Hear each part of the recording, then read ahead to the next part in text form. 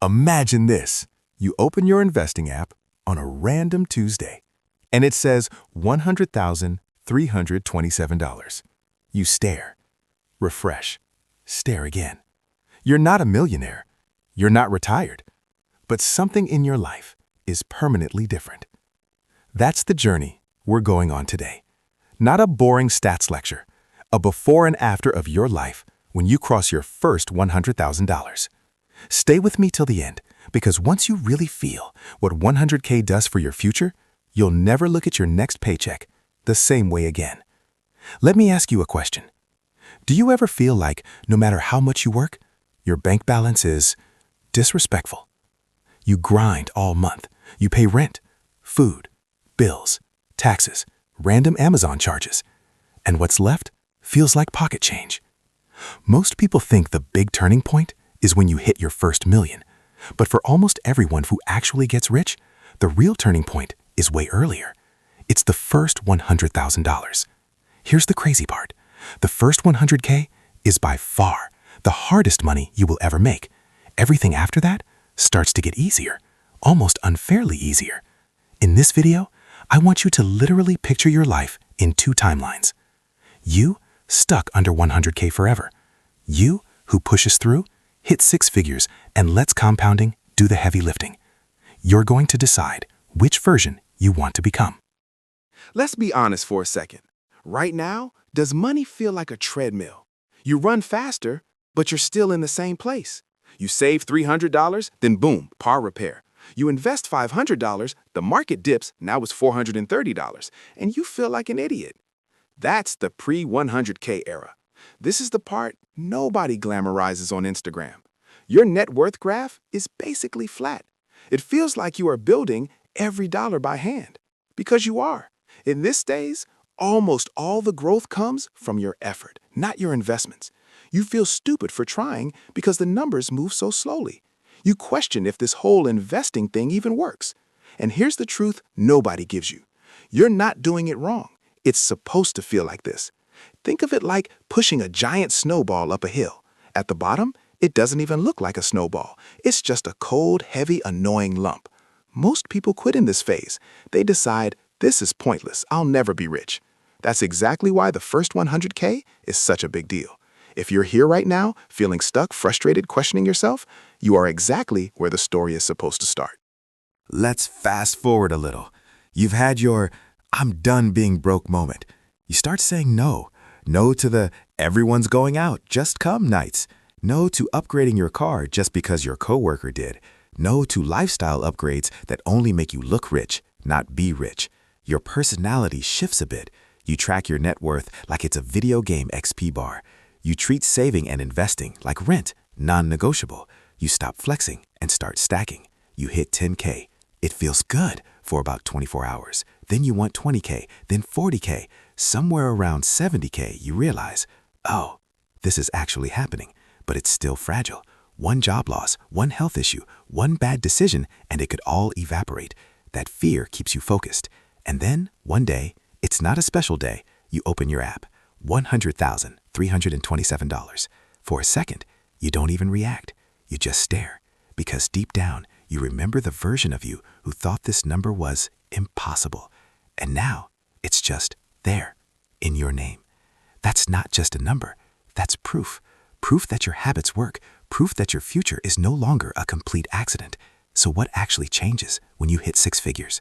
Do you feel rich? Honestly, no.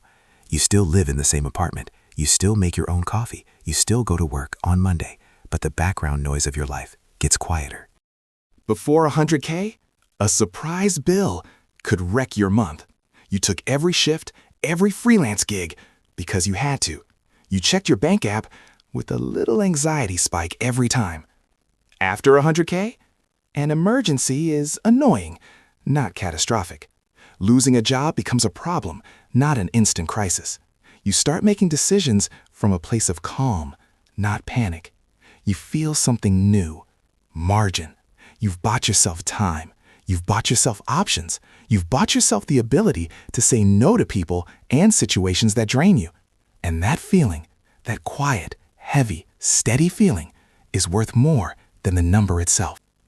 Now here's where the dream really starts. At $5,000 invested, if the market goes up 10%, you make $500. Nice, but it doesn't change your life. At $100,000 invested, that same 10% year is $10,000. 10 grand. That's a year of rent in some places. That's a used car. That's a legit emergency fund. And you earned it while living your life. Sleeping, eating, going to work, watching Netflix. That's the moment money stops being something you just work for and starts being something that quietly works for you. Now imagine this. You never add another dollar. You just leave that 100K in a broad stock market index and give it time. Roughly, in about 10 years, it could be around 200K. In about 20 years, around 400K. In about 30 years, it can start flirting with millionaire territory, from 100,000 to close to 1 million. Not with lottery luck, not with secret hedge fund strategies, just time and discipline. This is why people obsess over the first 100K, because after that, the math starts doing things your brain isn't naturally built to comprehend. And once you feel that, it's really hard to go back to living paycheck to paycheck on purpose. We always picture financial freedom as yachts and private jets. Forget that. You know what financial freedom actually looks like after your first 100K? It looks like sleeping better because one bad week won't ruin you, leaving a toxic job because you've got a runway, taking a month off to figure your life out without your bank account flatlining.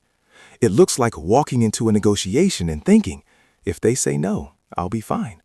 It looks like looking at a $300 emergency and shrugging instead of panicking. The freedom is subtle. It shows up in your posture, in your decisions, in the way you talk to yourself. You're no longer asking, how do I survive next month? You're asking, what kind of life do I actually want to build in the next 10 years? That mental shift from survival to design is the real reward of the first 100K. Let's end with a little time travel. Close your eyes for a second and imagine you're 15 years older. You've been investing consistently. You hit your first 100K years ago. Future you writes a message back. Hey, I know you're tired. You're tired of saying no, tired of watching everyone else flex now while you're building for later. Here's what I promise you. The late nights you worked instead of going out, the vacations you skipped, the upgrades you didn't buy, they turned into something way better than stuff. They turned into walking away from jobs that made you miserable, taking time off without asking for permission, helping people you love when they need it, quietly, without drama. I'm not a billionaire, but I'm free in ways you can't fully imagine yet.